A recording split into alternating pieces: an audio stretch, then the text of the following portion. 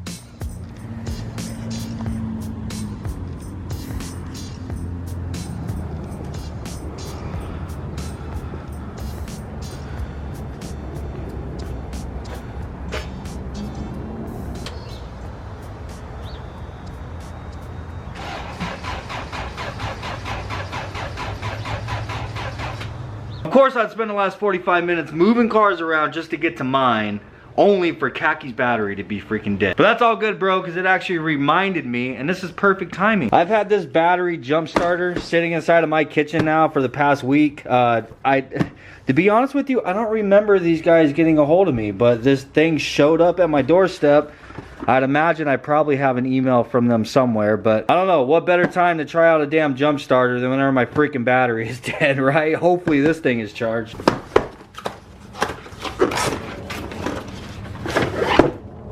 Alright, fancy little carrying case. That's what's up. Damn, can y'all send me like 5 or 6 more of these? This would make a perfect Christmas present, right? It's at 75% charge. We should be able to jump Khaki with that. Dope. And it's got the USB plug, so you can also use this as a battery pack to like charge your phone or whatever. But anyhow, let's go make sure this thing's gonna freaking start Khaki. Alright, so most people jump start their car underneath the hood. My battery isn't very easily accessible, so I always jump start my car right here directly on this fuse panel, because I have a main power source right here that goes directly to the battery. Okay, all right, that's hooked up. Now let's see if we got enough power to crank her. Neutral. There we go. E85 cold start, man. Hey, that worked out, man.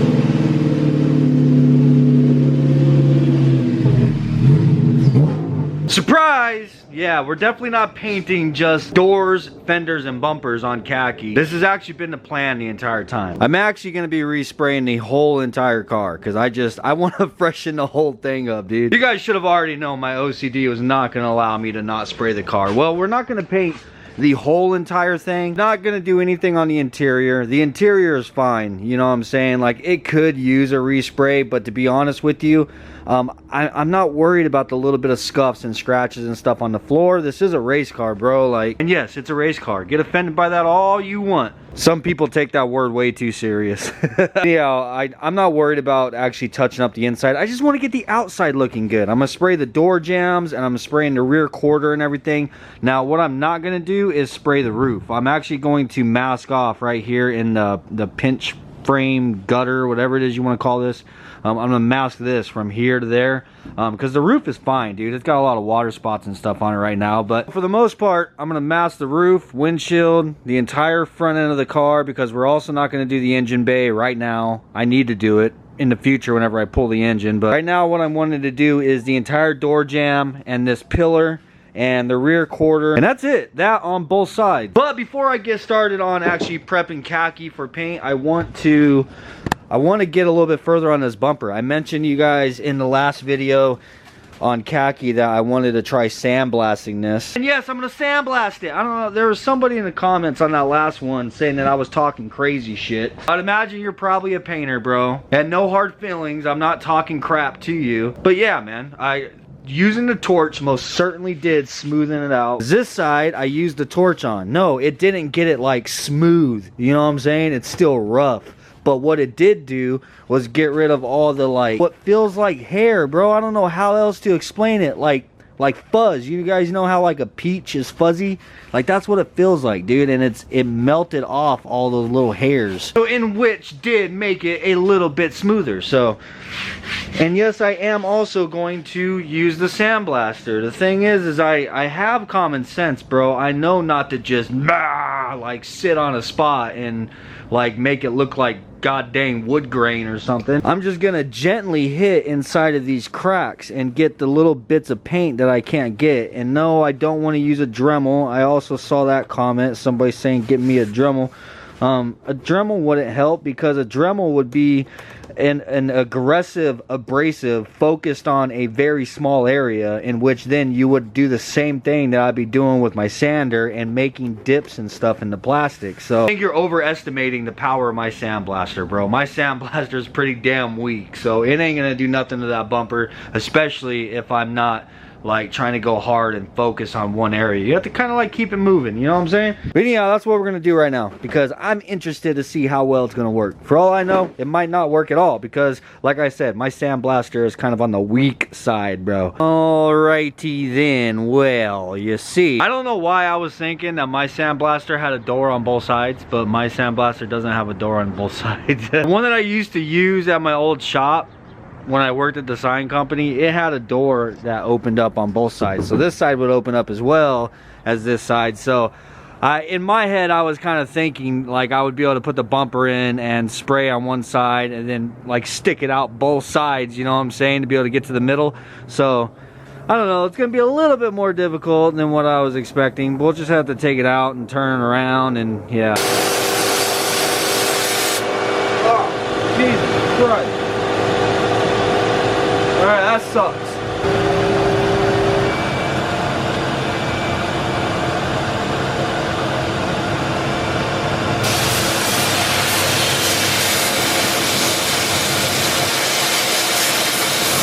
So the sandblaster did absolutely nothing, bro. Nothing whatsoever. Like I'm sitting there spraying it and it's doing nothing but just bouncing off and whacking me in the face more than anything. It had absolutely no effect on either the bumper or the paint that I'm trying to get off. So that's a flop. It's not gonna work. Realistically, I probably need to change the media out in there. I forget what I use, but it's like a black, I think it's steel. No, it's not steel, or else it'd be rusting. I forget what media I used in there, but I'm sure it's probably dull as all hell because we've had it in there since we got it. What I'm doing now is just using a piece of sand. This is a 40 grit once again, and I just have it folded, and I'm going through and trying to see that's working. A big old chunk just flopped right out of there. Hell yeah. So I'm just gonna have to take my time, bro, and do it by hand. Realistically, this is what I should have been doing anyhow, but I think I'm just trying to get it done, you know what I'm saying? I want something that'll actually work a little faster. But anyhow, I'm gonna sit here and try to get all the paint at least out of this crack, bro. If I can't get this off, then it is what it is. I'll at least like try to scuff it up and get anything that's like flaking off. Like right here, you can see that's actually flaking. So I don't know, I'm just gonna try to do what it is I can do by hand. So slowly but surely, man, it's definitely coming out pretty good. I've gotten most of the paint out of this little crack up here. Now I'm starting on the back side, but I was gonna use my sander really quick, but my damn sandpaper's stuck on there. So whenever it's really cold, you can have one of two problems. Either your sandpaper doesn't want to stick at all, or the sandpaper doesn't want to come off at all. Cold weather likes to mess with the adhesive on these things. But anyhow, here's a trick. Take the torch to it. See, like right now, it's like right now this does not want to come off. It's actually ripping up my pad trying to get the sandpaper off. So take the torch to it.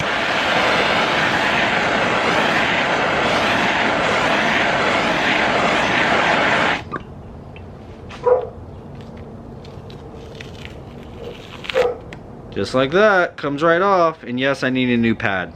I most certainly need a new pad. The only problem with doing this is it kind of leaves adhesive behind on the pad. So whenever you put your next piece of sandpaper on there, you're gonna have the same problem. Like, it doesn't want to come off. But it's better than having a problem with it staying on, right? So it's just a good idea to keep a torch handy.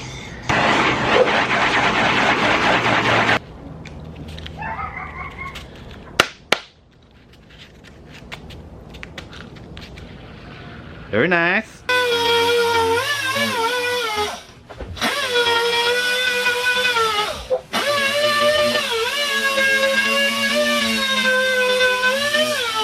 I think I finally have this damn bumper ready, man. I have literally, like, it blows my mind how much time I spend on some of this stuff. I probably have like 15 hours invested into this damn bumper, man. I don't know if that's an exaggeration or not, but I feel like I have spent days upon days and hours, well, between Braven and me both, just trying to get all the paint off this thing. And it's wild if you think about how much I could have just ordered like one of those Chinese ones off of eBay for probably for like 150 bucks. But I'd much rather just use an OEM bumper, man. I guess if I tried hard enough, I probably could have found one, but this is the OG bumper, bro. Gotta use the OG bumper, right? Yeah, I'm satisfied with where I have it now. I'm going to go ahead and pressure wash this, because if you guys didn't know, like rubber, this plastic, it likes to absorb stuff. Like if you use lacquer thinner or alcohol and stuff on it, like it absorbs it in, and especially like that paint stripper that we were using. So I want to hit it with just some regular old soapy water, and then pressure wash it really good to make sure that I get all that stuff off of it before we hit it with some, where's that stuff? Before we hit it with the adhesion promoter. So I'm gonna clean it up really quick, and then we're gonna have to let it dry, and then I can hit it with some of this shit.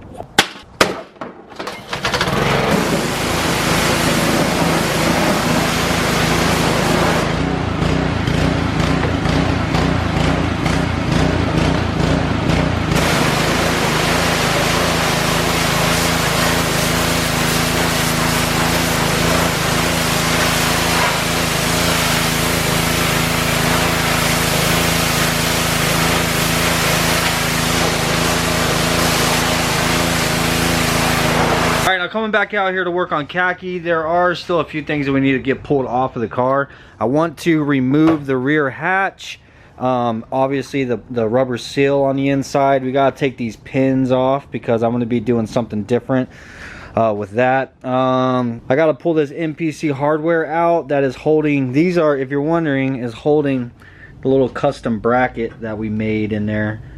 It's like a piece of angle iron that comes down, and it gives me a attachment point for the harness bar. But we need to get those out of the way because this section's all going to get painted as well. Pull the door striker off. I need to pull out the door hardware. I just screwed the door hardware back in there so I didn't lose it, but we're going to be painting there as well. The tail lights need to come off. Just all the little odds and ends, man, that I don't want to obviously get paint on and get oversprayed. Also got to pull the fuel door off that I don't even use because, you know, fuel cells in underneath the hood. I'm not gonna lie, I'm actually really happy that I'm doing this. I don't know if anybody has ever noticed this, but the fuel door is just slightly a shade different. Slightly. And that has always drove me freaking nuts, bro. But yeah, don't have to worry about it now. That's the reason why I went through that process of pouring all the paint that I have all into one big bucket and stirring it up, because I just want to make sure that all my paint is the exact same freaking color from here on out, man. So if I ever do have to touch anything up, like, I know it's gonna match.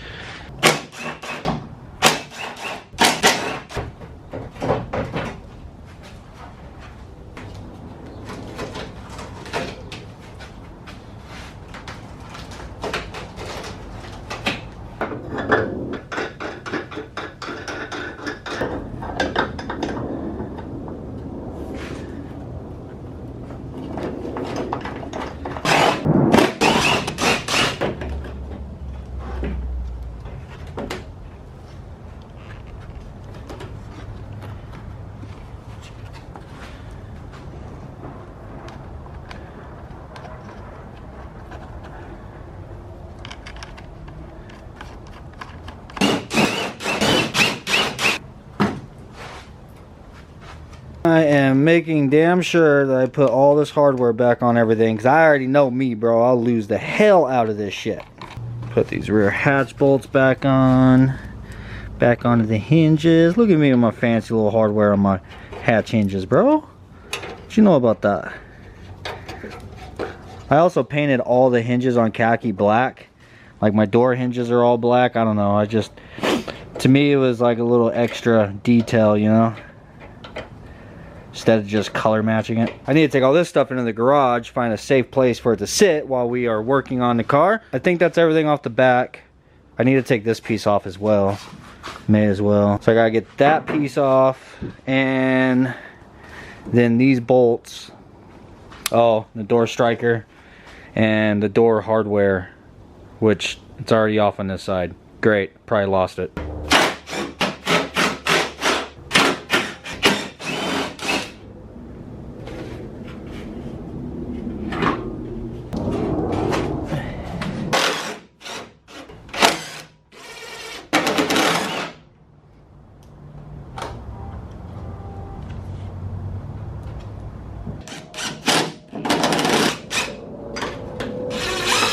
Actually kind of funny, if you open up my gas door, I actually have the lid, the gas cap still on here. That actually goes down to nothing, because whenever I did all this, I wasn't planning on running a fuel cell. I still had the stock fuel tank in here, and long story short, I just ended up deciding to ditch the stock tank, and I ran the fuel cell in the front. So yeah, honestly, I forgot this was even here. And then I even have MPC hardware in here holding the fuel door on. It's pretty funny. You know what I would really like to do right here is, like, you open this up and the little positive and negative terminals are right here that you can use for charging the battery or jump starting it. It's just the problem is this is on the driver's side of the car and my battery is all the way on inside the wheel well on the passenger side of the car, so I'd have to run wires all the way over here, and I just can't justify doing that. But that would be a pretty dope ass way to still, like, utilize this as, you know, a use. But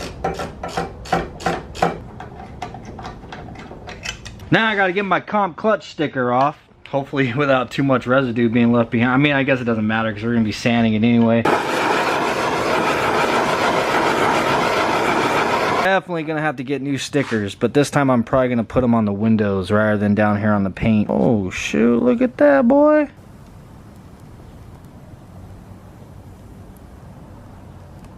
Freaking one shot. What is up? Anyhow, guys, if you're wondering why I rock a competition clutch sticker, obviously that is the clutch that I have in my car. I've had that same exact clutch. It's a stage 5 and it's only a single disc. It's not like a twin or anything. Not like I've really ever had enough power out of Khaki to need a twin disc.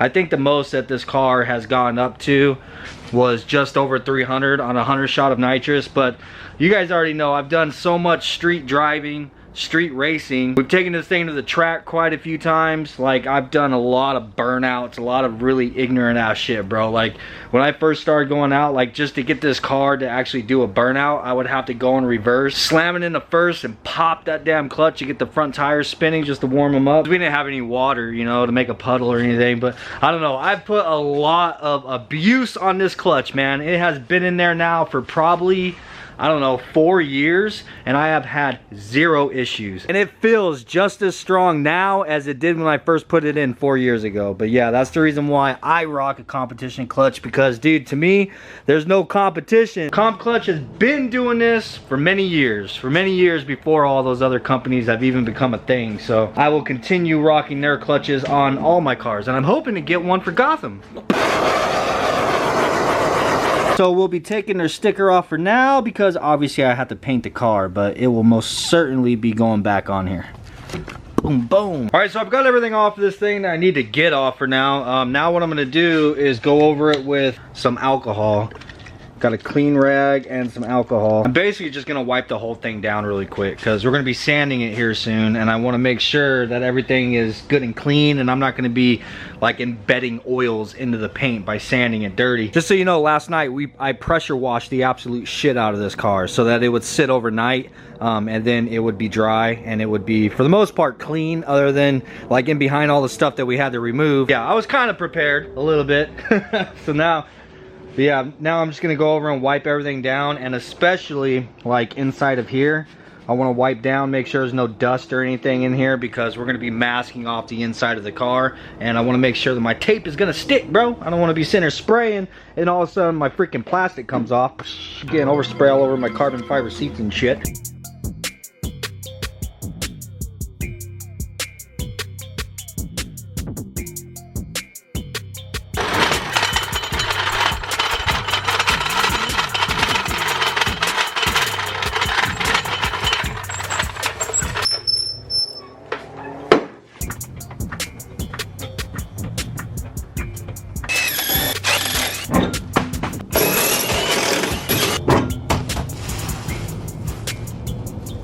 Alright, so I have everything removed that we need out of our way. Got the rear of the car jacked up and got the rear wheels off. I'm leaving the front on the ground and leaving the front wheels on because I'm basically covering this whole portion of the car. Because we're only painting from here back, you know what I'm saying? Things all wiped down, so up next, time to start masking.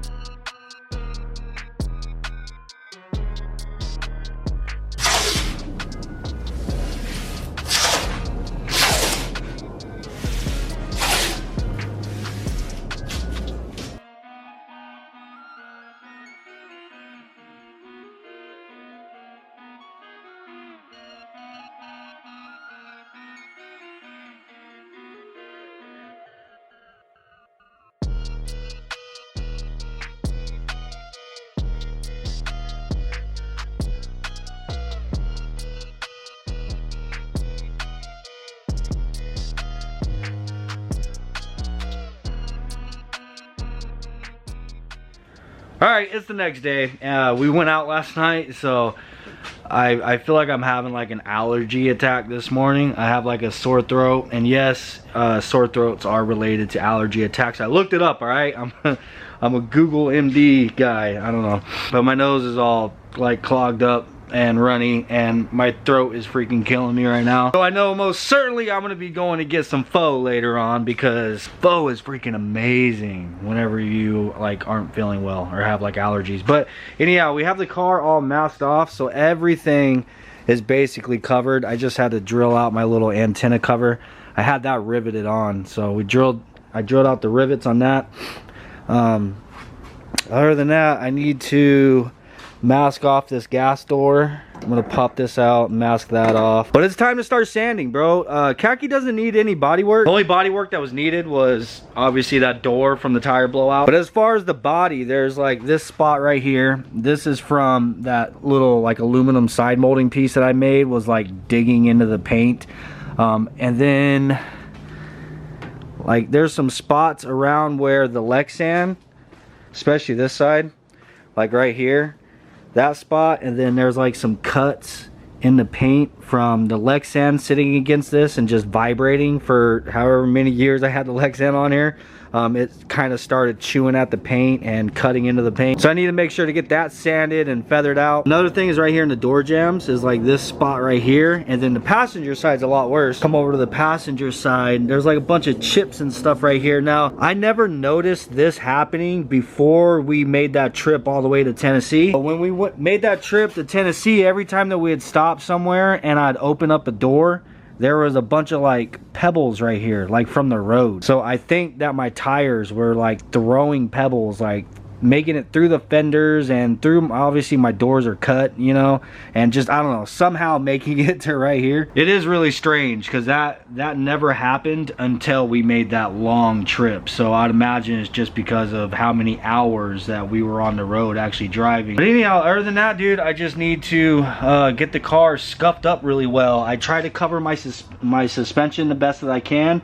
I know I am gonna have to touch up my wheel well black again, you know, which ain't a big deal. But everything that's exposed now is what I'm going to be spraying. I still need to get this hardware out of here.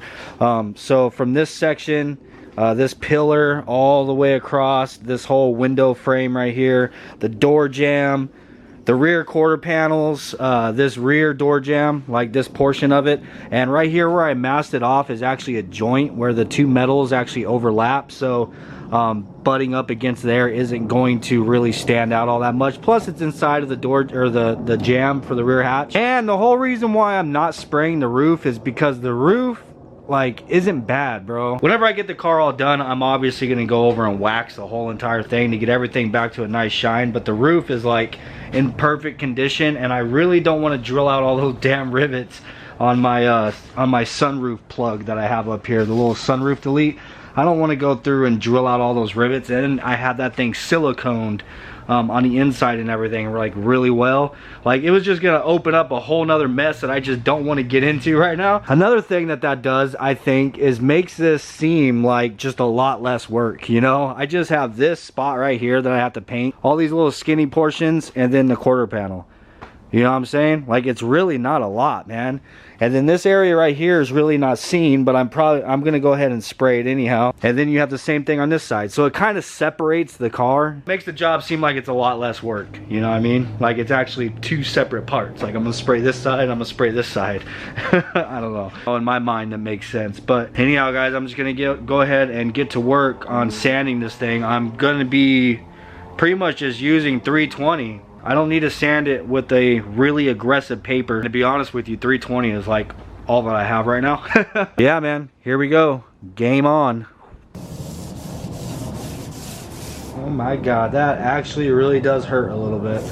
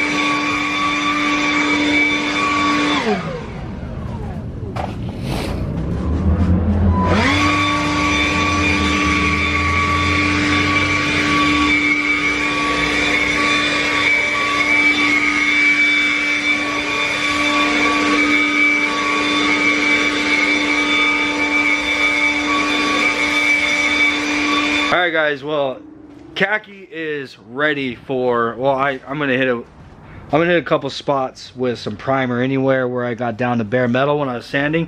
I'm gonna go ahead and primer, but for the most part it's ready for paint, bro. I gotta hit some spot primer here and there, sand those spots, and then start spraying. But to be straight up with you guys, I feel like garbage right now, and I don't want to spray the car feeling like this. I'm gonna go get me some freaking allergy medicine and a hot ass bowl of pho and get a good night's sleep tonight after I edit this for you guys, of course. And then I'm hoping I'll feel better in the morning, come out here and whenever it gets a little bit warm outside and start spraying this thing. Not to mention it's already dark, not completely, but as the sun starts to go down and it gets colder outside, the more water builds up in your air compressor, because the colder it is outside, that compressor kicks on and it gets hot as it's, you know, compressing air. It builds more condensation. So I did get some more dryers so we won't have to worry about water in our paint, but I don't want to go through both dryers just freaking spraying, you know what I'm saying? Ugh. God, I feel like crap, dude. Anyhow guys, I hope you enjoyed today's video, and I hope that you're excited about the fact that we are spraying the entire car.